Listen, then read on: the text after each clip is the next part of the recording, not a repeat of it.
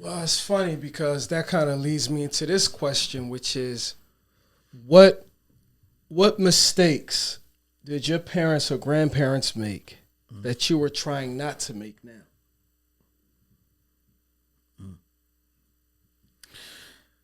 Um, the mistakes. It's not so much the mistakes; it's the limitation on the times.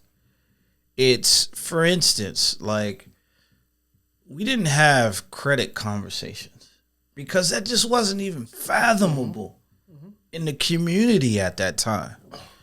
When we went to college, the first thing they offered us when we walked in the student center Not was a as credit card. Not as credit card. Sure, give it to me. You know what I mean? Crazy You giving me something. You give me a piece of plastic that's worth $2,000. I don't know what to do with that. I have no idea. So, it's less about their mistakes. It's about like growing. Each generation has to make a change, a seismic change from what the previous generation taught them. I'll never shame the previous generation for what they gave us because I think they gave us hard work. You know what I mean? They stayed with a given company for 30, 40 years. That's something we'll never do. But in their world, they had pensions. They don't have that shit no more. There's 401ks. So I appreciate what they gave to us. But now we got to take the information that they gave to us, live with what we got today, and now pass something else on. Have you not realized anything or recognized anything from your childhood that you would say, I'm not doing that? When my mom, dad, grandma, grandfather, whoever, aunt, uncle did that shit when I was younger, that shit was not right. And I'm not doing that to my family. That's such a wide question. Well, that's what I said. One of the things that's crazy to me is, they were by any means necessary, you needed to be able to show respect. But as time went on, it really screwed things up. Like, for instance, if you had a cousin who was so many years older than you, you called them aunt or uncle. And that really screwed you up. As time went on, you was like, that ain't my aunt. That ain't my uncle. That's my cousin. They wouldn't let you call them by their first name. And that was your first damn cousin. And so, like, as time goes on, I got that same situation going on with my kids. And I try to tell them, like, yo, that's your cousin. I don't try to put them in situations where they got to call that person aunt or uncle just for the sake of showing them respect, because as time goes on, they're going to be messed up. Like that is literally like that boils my water, because I had to do it. My parents made me do it. That's funny as hell. I never expected you to say that. Yo, that shit is real. Like, drop a comment if that's your situation in your black family. That's probably got some roots in our families were so disconnected and disjointed by what happened to us that we had to put certain titles and names on our family members and our relatives. That just didn't make sense. I think it's funny the way that you presented it. I would have never thought. You better put a handle on what's the name. Like, yeah, that's Uncle Joe. Yeah, right. No, it's your cousin. Literally, there's somebody, growing up that I thought was my uncle, man, and that's my cousin. Yeah. So that's my situation. That's funny, man. That's funny. One of the things. What you got? So for me, it's not as much a family thing as much as a culture thing, which is not even allowing. The expectation of a young man is to function like an adult man, even when you're younger. You're not supposed to show emotion. You're not supposed to be. If you're sad or if you're hurt, don't cry. Man up. All that shit. Why, nigga? I'm fucking sad.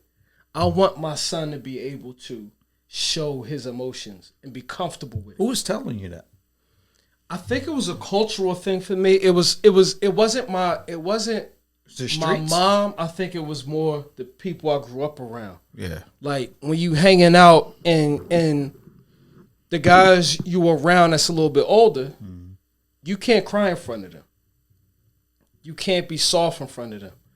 So Playing football, basketball, whatever, they like, nigga, man up. You lost the championship. You worked all year for that joint, and you sad on that day that you lost. Yeah. And they said, man up. it could be as light as you asked your mom to buy you this toy, and she finally bought it for you, and your third time playing with it, it broke. If you 10 years old, that shit is going to affect you in a way. You ain't even supposed to cry about it. It's like, no, the fuck else you want me to do? I'm about to cry. Like, this jaw broke. I ain't going to get another one. You got it from the bazaar. Go get a Joe with duct tape on the shoulder. You gonna get a G.I. Joe. Your G.I. Joe you got was clean.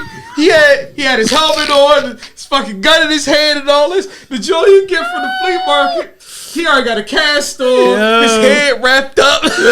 He was mad as Zelda broke. He getting his VA benefits and all this. Like, I don't want no G.I. Joe with no VA benefits. So like, I'm crying, but you ain't supposed to. And I'm just trying to make sure my son has the ability, like, if you want to, because I caught myself one time. My son was actually sick, but I didn't know he was sick. And we was out at dinner somewhere, and I was like, yo, what do you want to eat? Blah, blah, blah. He's kind of being like, I don't want nothing. I want that. He's, and I'm like, yo, what's wrong? Like, if you don't want something, don't have it. If you want something, you ordered the food, eat the damn food. Right. And he's kind of like, he had tears in his eyes at this point because I'm pressing him out. Like, what's going on? Because he was just acting funny. And it wasn't until after the fact that I'm like, oh, he don't feel good. I'm kind of pressing him. And his whole thing was, he don't even want to say to me, like, Dad, I don't feel good. I don't feel good. Right, he's just trying to do what I'm asking him to do, but he's like, I physically can't do what you want me to do because I don't feel good. And then I had to check myself, like, damn, I'm tripping.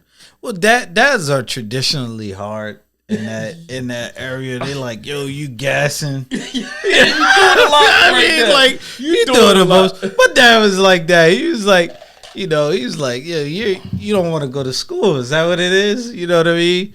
But moms are more soft. They like, all right, well, let me get you a ginger ale. Ginger ale. There, ginger ale. Yo, ginger ale is a myth. That shit cures everything, though. Does it really? Yeah, I swear. I mean, I don't know, man. But let me get you a ginger ale and a soup. Yeah. And a grilled cheese. Grilled cheese is the worst thing you can have. That's a myth. I came down with polio February 20th. I had 2 ginger ales, and I was cool. So this shit worked. Yo. But yeah, that's what I recognize. Like, you know what? I want my kids to feel comfortable being who they are at the time. If you need to express something to me, forget about who around you. Well, they say we soft. Our generation of parents is soft. We not the generation before us. We go for anything, any little excuse the kids give us, we eat it up. The teachers mad, we go up there, we raise hell. That's real. Kids is in the wrong. They in the damn wrong, and you go up there with your black ass raising hell. Teacher tell you your son's raising hell. Yeah. And you like, I know my son. I know my son. Whole time he got a switchball in his He wouldn't do that. Yeah. Switchblade in his book bag. Right. He got a 6-shooter strapped to his ankle. Firecrackers in his back pocket. My son would never. Right. They look at your file before you even come in the school. Are they from Southeast? They from down the bottom. You know how to go. But you know what? Yeah, that's true. But I try to balance that out. I try to give my kids at least a balance of what I got coming up. My family wasn't super hard on me, but it was strict. Like, you know what I mean? And it allowed me to grow to where I'm at today. And I do recognize, like, I'm not the same parent my mom was. I don't have to be the same parent my mom was. I got a lot more resources and than what she had. Like, it's just shit that I have access to that she didn't have.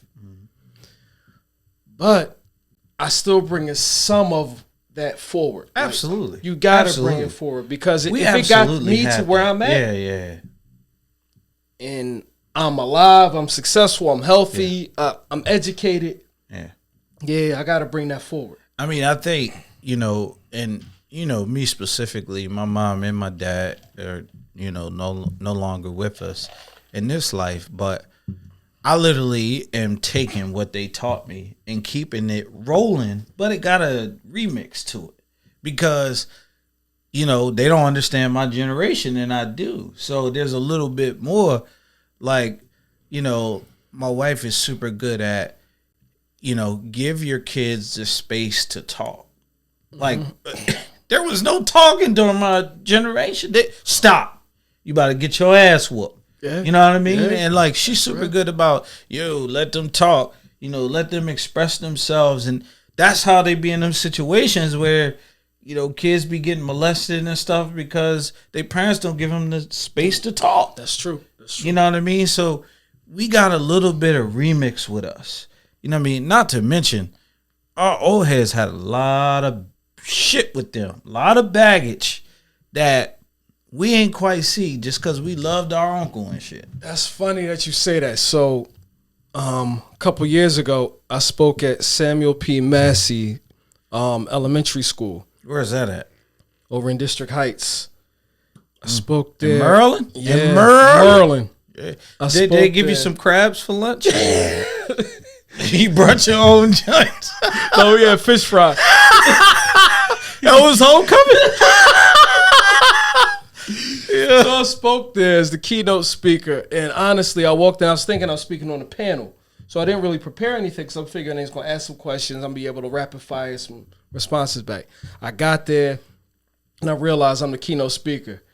And I'm like, oh, I need to prepare something. So I asked the dude who was organizing, like, yo, so what's the sequence of events? He said, so we got a few things that come up before you have to make your presentation.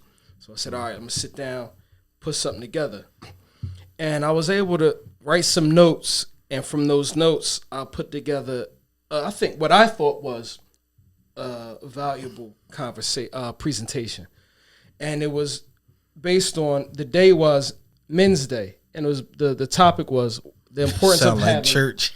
The importance of having a male role model in your life, in a student's life. It was just the young male students and their father figure, their fathers, uncles, grandfathers, brothers, whoever is their important role model, they wanted to invite to school that day. That's who I was speaking with.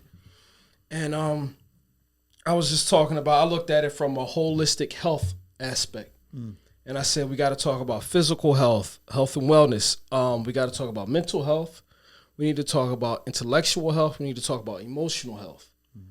And we need to support the students who want to show their feelings, allow them to show their feelings. Allow them to do that because at that age they need to. Because when you get to this point, you understand the importance of being able to do that. Right. And I said, we got to make sure we don't make the same mistakes that was made to us. And they were made not on purpose.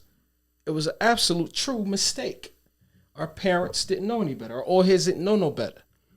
But now we can recognize that. And the part that touched me about that was after the fact, several of the fathers and the uncles and the older brothers came up and said, yo, I go through this every day. I'm trying to think of what's best for my son. And I'm trying not to do the same things that I saw done when I was his age, but I don't know how to do otherwise. And I said, that's an interesting topic and that's an interesting concept, like, because it's real. But I think part of the issue is, do you get an opportunity to just have a man on boy conversation with your young, be it your son, be it your nephew or whatever? Do you get that opportunity to just get and go?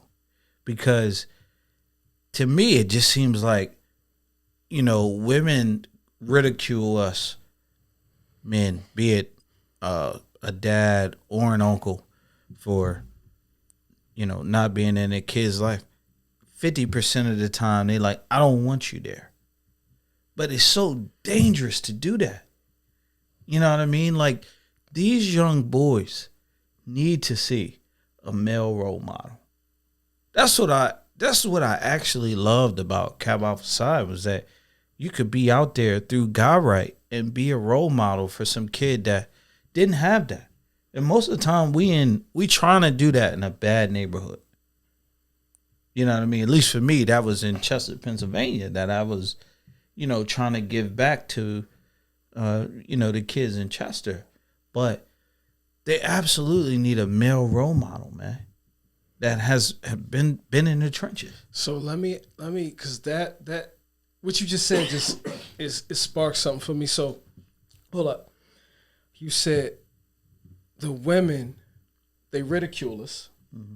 and sometimes they may not want us in a kid's life, or sometimes when we are there, they put it might be some stipulations or some restrictions around what you can do. Right. Have you recognized, or what the proper way to term it, I don't know, but I understand the fact that a young black boy mm-hmm. will have a different respect and a different reaction to me coming to him as a black man mm-hmm. than what a black woman can have on him. Absolutely. Absolutely. Because women tend to lead with emotion. And that's just a fact. That's just a fact. With a black man, you've literally walked the experience that I'm getting ready to walk into. And so I'm, with an older woman, I can't say the same thing. You've never been a black man. I had to tell my mom that recently. Yeah. Like, you've never lived the life of a black man. Sure. And sometimes you got to remind, it's not their fault. It's really America's construct. That's the issue. Where you have to literally define yourself as something different to say, I'm a black man, and unless you're that, you're different than me. That's a true statement. And I think boys realize that. It's like, yes, you're my mom. Yes, you're my big sister. Yes, you're my aunt. But you're not a black man in America. That means something different. That meant something different to Reagan. It meant something different to Clinton. Mm-hmm. They locked our asses up. Mm-hmm. Right? It was absolute warfare on black men. It's in every document. Go look at it. This is not my opinion. This is the facts. And so I think they look at us and say, look, I have an opportunity to be something because you are something, but tell me where the landmines were. If we weren't such a threat, they wouldn't be so threatened by us. And well, yeah, I mean, that's fucking spot on, man. That's spot on. But we are a threat. We are. We are completely. A threat. We are a dangerous fucking breed. But it's a thing that when the black man can raise the black boy and the black girl to be just as strong. And I'm going to say a black man can't teach a black girl how to be a black woman. Only a black woman can do that. But when both recognize the strength in the other, and you put that together for the family, that's when we really understand what the threat looks like. Yeah. That's when it's scary. That's what Public Enemy said, the fear of a black planet. That's what the fuck they was talking about. Yo, that's funny you mention that because I was going to, like, on the heels of the hip hop documentary that's coming out on FX. Yo, like, I remember, this is kind of a little bit before my coming of age, but Farrakhan was super involved in the hip hop culture. The Public Enemy and whoever else, it was about teaching black people who they were. Right. And like, I was just gonna ask you, how do you feel about that era? Supposedly that was might have been around the golden era of hip hop or whatever. But how do you feel about that movement? Because I feel like we're back at that point. We are back at that point. We're back there. Yeah. We're back there now. I mean, it's been 31 years, roughly around there, 30 years. Yeah. It's been certain circumstances and situations that have forced us to get back there, but we always got to recognize, like, hip hop has always been at the forefront of any movement in this nation, and now the world has to recognize hip hop is at the forefront of any movement in the world because everybody follows that. Mm-hmm. But what occurred was, music has always been the way for Black people to express what's going on in their lives, in their community. And we got back there now because hip hop has always been rebellion. Hip hop is, I'm going anti-establishment. I'm going against everything because my life is anti. Hip hop always said, this is my situation. I'm going to rap about it. You're either gonna love it or you're gonna love it. That's it. That's it. So that's how we get back there. But just keying in on, like I said, it's the fear of the Black planet, because we've gotten back to that. Like, if you look at Public Enemy saying that shit in the 80s, and now it's 2021, and we're right back at the fear of a Black planet. Because now Black men have learned their worth. Yeah. And I think we're coming out of the coma. We're getting out of the dark. We out of the dark ages. Yeah.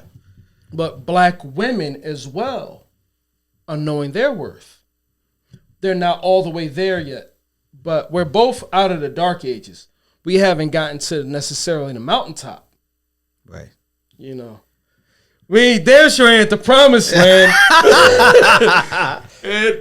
No, I think, hey, Pastor, before you get on your high horse. They don't hear me, though. Yo, look, but think about it like this, though. I think we got to know, okay, women need to know their self-worth. Mm-hmm. Men need to know their self-worth. But Black men need to know the worth of the woman. And a woman need to know the worth of the Black man. Come on now. That's a whole different zone. Yeah, we ain't there yet. We are still not there. And that's crazy to me. You want to record till what, Sunday or Tuesday? Yo, because that's a whole different zone. Yo, that's crazy to me, dog. Knowing the worth. We gotta be there. It's hard, man. Like, we talked about this episode 1, which wasn't really episode 1. We were just down here rapping. We were just chilling, We got into that. Yeah. And that's the one that got so much responses, was the reason that we started this. Yeah. We was talking about how the Black man and Black woman don't see eye to eye, and we seem to be at odds all the time. And it's because we don't know how to value each other properly. And you can't value something properly when you don't know the value of it. Do you know the value of your man or your woman? Drop the comments, man. Go ahead, Webb. We don't know the value of one another. Right. We've not had the time in this particular country to appreciate the value of one another. Right. So it's impossible that we can actually value. The Black man cannot fully value the Black woman. The Black woman cannot fully value the Black man. Okay. And we don't take each other's experiences into account when trying to understand one another. Do you feel as though Farrakhan has been successful in teaching Black people about themselves and who they are to this point? And I mean, he's at his end. I mean, he's getting old, you know, he's beat prostate cancer at this point or whatever. But his goal was to, you know, I always say the Nation of Islam, because he was at the helm, they always had a dual role. The dual role was Black people in America is something like nowhere else. But the other thing, and the reason that my parents couldn't buy in, and my dad's born in the 40s, is because he was a Muslim. And in America, that ain't it. And so, like, for me, if Farrakhan could have, and I'm not asking him to do this because everybody has their, their religion or whatever. And I don't knock no religion. Whatever makes you great, makes you great. But if he could have stayed on the social construct of a black man, he could have had a lot more buy-in in America.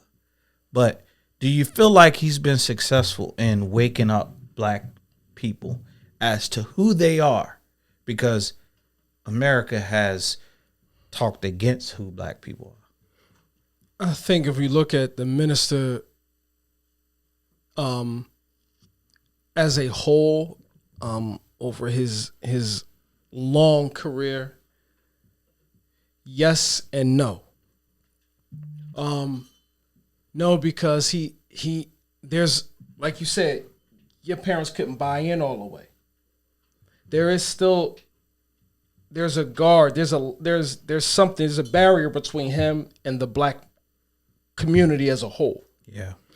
But I I really do don't say, understand why, if you but look okay. at it though, it's more to the point of the Honorable Elijah Muhammad, Brother Malcolm, Minister Farrakhan, 30s, Dr. King, 60s, 80s, Garvey, 70s, 80s. Yeah. Evers, Chisholm. Like, it's so many black people.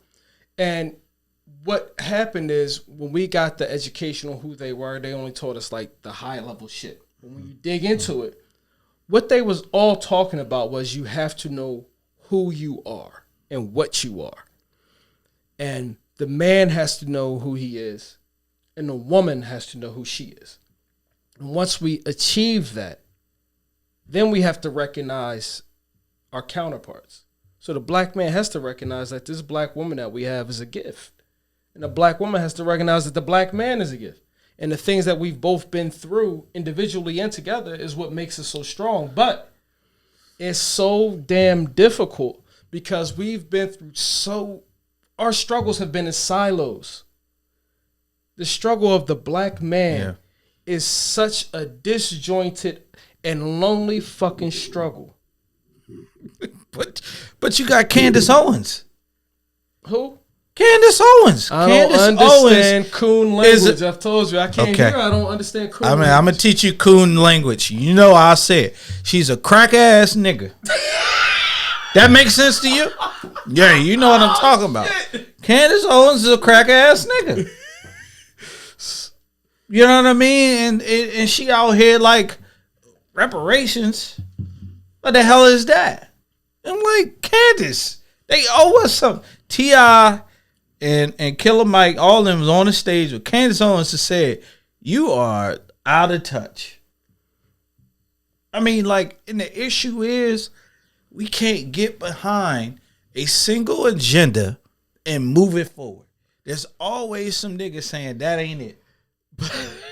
That's true. No, that's real. That's a whole different conversation. You missed it. But we missed the mark. But Candace Owens she's an extreme example. You know. I just know she a coon. She go to Dell State. No, you said Biden win. I was trying to check. Yeah. No, but she's an extreme example. But it more close to home is just, it's just hard for a black woman to understand the black man's experience. So it makes it hard for us to say, you need to let us mentor this black boy in the way. I think they don't believe it's real. They don't believe the black man's experience is something different that they haven't seen. And they're like, well, wait, I'm a black woman in the same social construct. That's true. They don't believe that is something different for us. It's not a no-brainer that when you look at all the police brutality, it's mostly black men. And it's not many black women that's, you know what I mean? So it's just not even close, man. That they see us as a threat. And not because we look like we want to pull a gun on them. That's true. That's true. I can't even come back with nothing. I think what we need to understand is that when black men struggle, the black woman feels the consequences, though. Mm-hmm. When the black man is oppressed, the black woman feels the weight of it. Sure. And that's where we need to have that common ground. Yeah. Let's take a time out. Can we all right. Take a time out. So I don't know what this nigga Dion was saying. Jump back. Mm-hmm. Jump it back in.